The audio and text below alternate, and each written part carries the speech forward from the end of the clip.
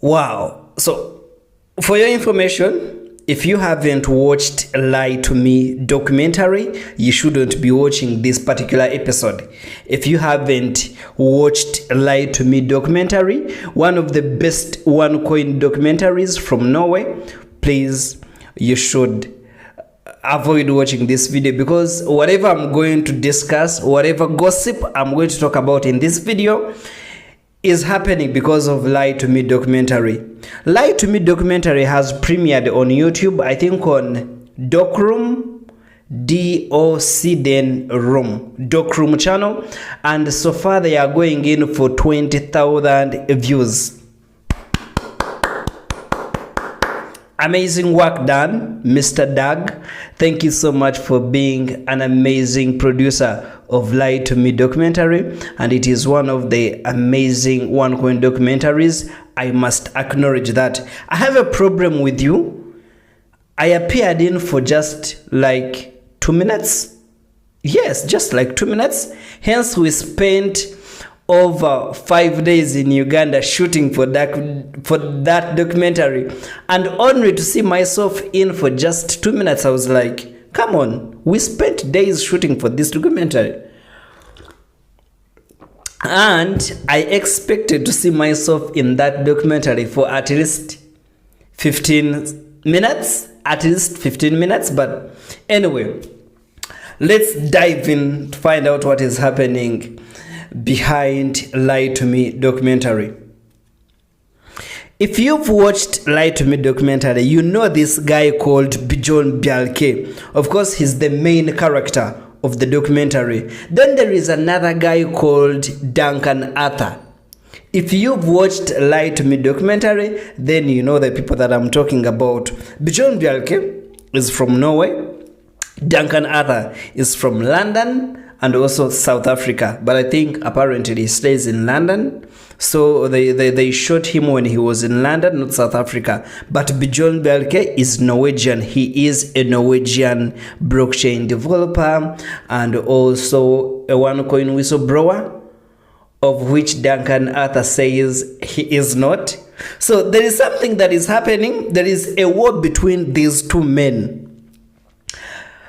Okay, Bjorn Bjercke from Norway, who is the main character of Lie to Me documentary, claims that he was one of the first whistleblowers of OneCoin, and he led to the downfall of OneCoin scam by the fact that he was approached in 2016 by a team from Ruja Ignatova. They contacted him to help them build a blockchain. Now, remember in 2016, OneCoin was already happening and everybody thought they did have a blockchain, but in actual sense, they didn't. So when they contacted Bjorn Bjercke to develop for them a blockchain, he was like, what's happening? You guys are promoting yourself that we have a blockchain, but right now you're approaching me so that I can develop for you a blockchain. What are you having and what am I going to build? So he started actually looking into it deeper, trying to look into the OneCoin dashboards. I watched in the documentary saying that they did hundreds of tests looking at how the OneCoin fake blockchain works, and then how the real blockchain should be working. So they came out with the conclusion that OneCoin actually simply has a database that sends digits, that sends numbers within their community, but they do not have a blockchain. There is no real data transactions. There is no book of record where the transactions are actually stored. So he says it's when he started to talk to the FBIs, it's when he started to speak to the authorities, he gave in the proof that actually OneCoin does not have a blockchain, but they simply have a database. Duncan Arthur now comes out and he's like, what? Nobody knows Bjorn. Nobody knows you. As a matter of fact, Duncan Arthur says Bjorn Bjercke is not what he thinks he is. That's Duncan Arthur's words, and that's his argument. This all happened on Behind MLM website, which is the biggest MLM review platform, and they are always there having war. Okay, Bjorn is not always there, but Duncan Arthur is always there, like commenting, following up, and everything. They are always MLM experts trying to give in ideas, urge about certain topics. So Duncan Arthur says Bjorn Bjercke is not what he thinks he is.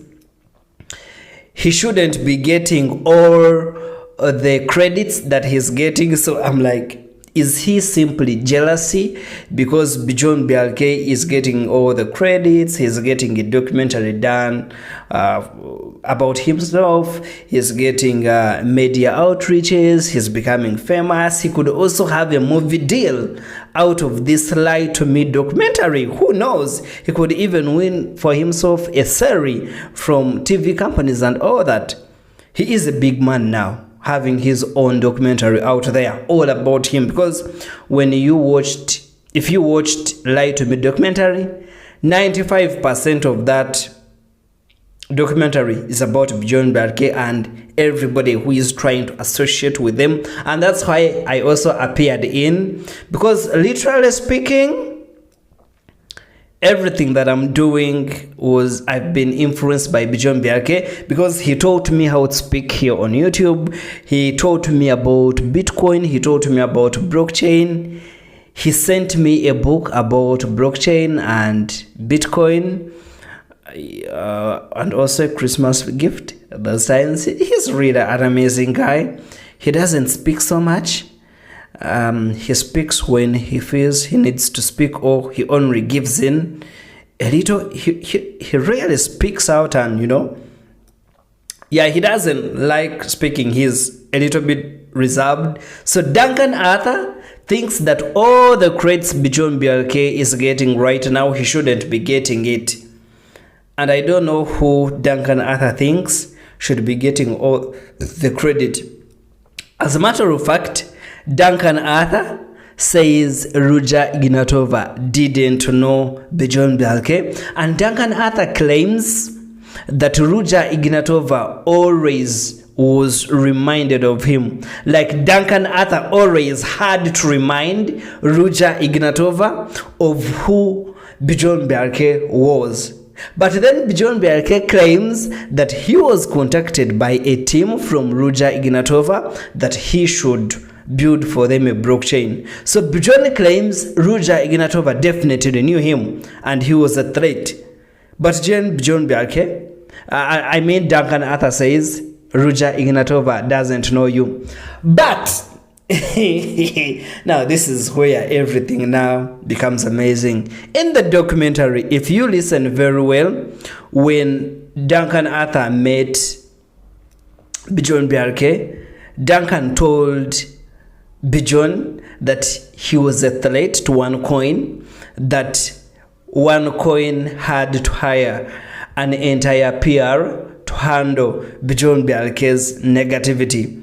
So the comments that he gave on Behind MLM are actually controversing with what he gave out in the documentary. So now they are now two statements that he's speaking.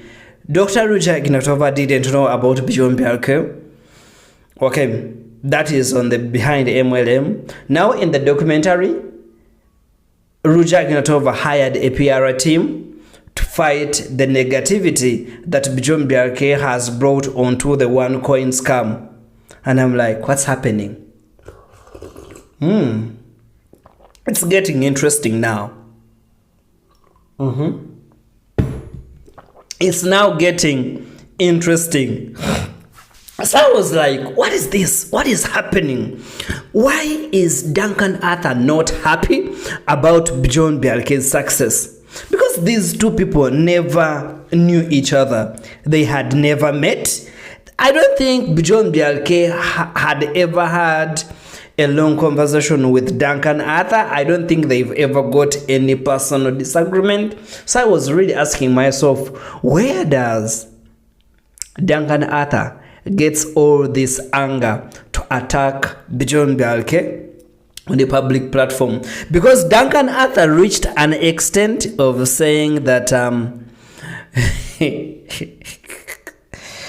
oh my god,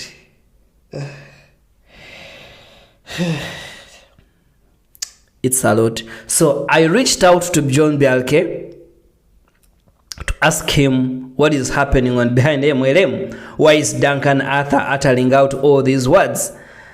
And Bjorn Bjercke was like, he's like a 4-year-old kid. He used the word toddler. He's like a 4-year-old toddler. Okay, just the way he said that the FBI didn't arrest him with Constantine and they said being stupid is not a crime, then he's a fool, he's stupid. So basically Bjorn Bjercke said Duncan Arthur is stupid. Okay. Remember in the documentary, Duncan Arthur said that they were coming from, is it Los Angeles, California, any of the two, and the FBI arrested Konstantin Ignatova in front of his eyes. They were traveling, 2 people, and then the FBI just came over, took all of the 2 people, they took both of them to the detention center. Then they arrested Konstantin Ignatova and they detained Duncan Arthur. And they said, you're lucky. You're a lucky man.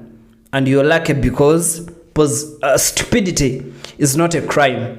So that's the same phrase that Bjorn Bjercke used to actually respond to Duncan Arthur's comments on behind MLM, and I was like, okay, I have to write about this. So I came out with a beautiful article on my website, cryptoinvestorwithaned.com. I'm going to put the link in the description so that you can check my website and find out what is happening there. But you guys, I think something is really cooking.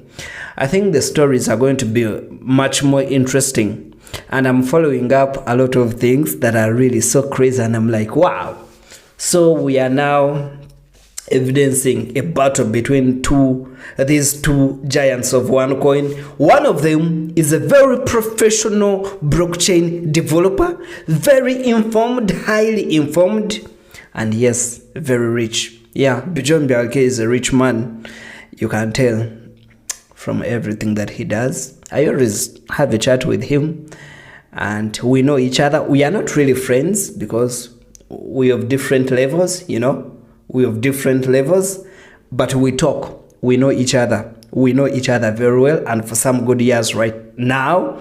I also know Duncan Arthur. We've ever had really a deep conversation, talk about OneCoin, talk about Duncan Arthur, talk about everything that happened. So I know him and he knows me. Duncan Arthur, if you have anything you want to say, if you haven't watched this video, please reach out to my email and tell me something that you would want me to write about Bjorn Bjercke, or actually come here on YouTube, right here on the same channel, and tell people about it.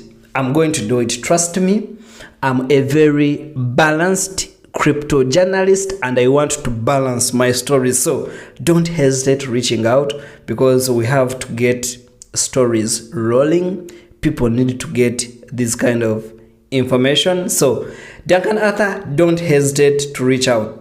Okay, so there's a lot happening. There is a lot happening because in the same documentary, Bjorn Bjercke refused to shake hands with Duncan Arthur. And I was like, what? He refused. Like they met somewhere. So Duncan Arthur gave in his hands first. And then Bjorn Bjercke was like, you know, Bjorn is extremely like tall. He's a giant, you know.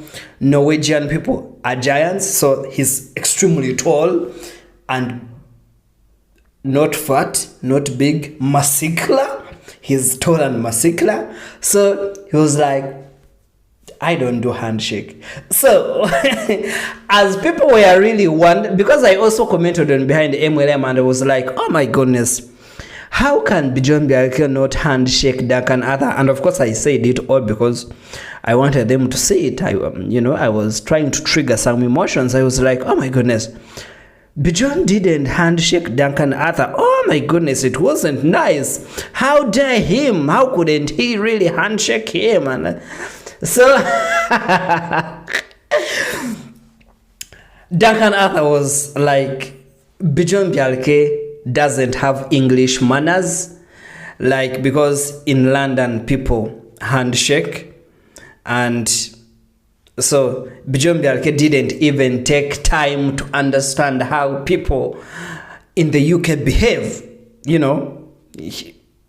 was ignorant about everything, how it happened in the UK, because people handshake in the UK. When you meet a person, you have handshake regardless of your ideologies, your different ideologies. So I was like, okay, so he's trying to mean that Bjorn Bjercke doesn't have manners. He's trying to what is he's trying to imply here? I was like, wow. So this is getting interesting. So to us who are watching, we are like, so there is no vote of confidence here. Bjorn Bjercke is trying to communicate that, you know what, whoever is watching this, however much you've seen me meeting Duncan Arthur, but we don't have the same mindset. We don't agree on certain things. We are not the same. We've just met for this cause, Lie to Me documentary, and that's it. And that's it. Nothing more after here. And I think that's what he all tried to show the world. But of course, Duncan Arthur was not happy with it, and I can understand. Even if it was me, I bring my hand for you to handshake it and you don't. And they are recording. They are recording. Of course, I will not be happy with you. So I can understand Duncan Arthur's position. It was, to me, it kind of looked like undermining someone. And this one taking, the bossing credit. Remember, Duncan Arthur is not just a common guy. This was the person that headed the Deal Shaker. The Deal Shaker platform, which was the marketplace of onecoin scam. He was the head of the Deal Shaker. And he's also a professional lawyer from South Africa. I think he was working with Stanbic Bank. Yes, he was working with Stanbic Bank. So he's so huge in finance, and you cannot just ignore him or trying to shame him publicly. So I can really understand Duncan Arthur's position. So that's all about Lie to Me documentary. I say comment, somebody saying that they are putting a lot of emojis. Yeah, a lot of fun emojis throughout the documentary. I also saw it.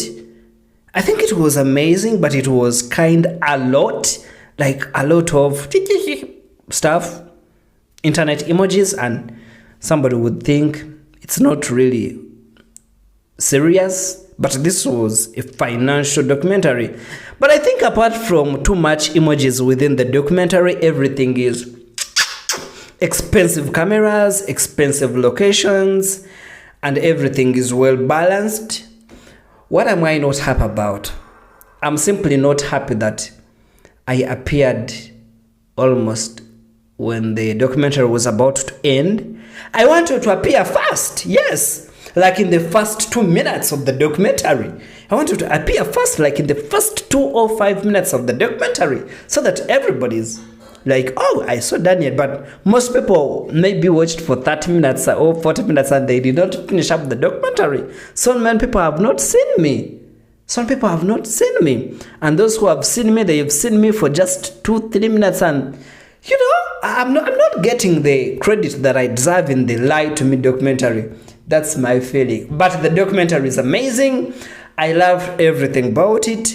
It's long enough and you can really understand and digest everything. And you know what? I thank myself. I thank everybody that has helped me up to now. Let me give you credit There's a guy called Dave Smith from France. You guy, I don't know. You're such an amazing God, and you know what you're doing in my life. You know what you've been doing for me. You know what you're still doing for me. I appreciate, and trust me, one day we shall meet and I'll be at the top, and that's amazing. Jane McAdam has been there for me. Mr. Kikwood has been there for me. So many people. There are those that don't even want to be mentioned publicly. But you guys, Lie to Me documentary, it was something else. Bye for now. Let me see you very soon. Don't hesitate to look for me on my social media platform, on LinkedIn as Daniel Leinhardt, on Instagram as Daniel Leinhardt, and also on X as Daniel Leinhardt. Bye. See you soon in the next episode.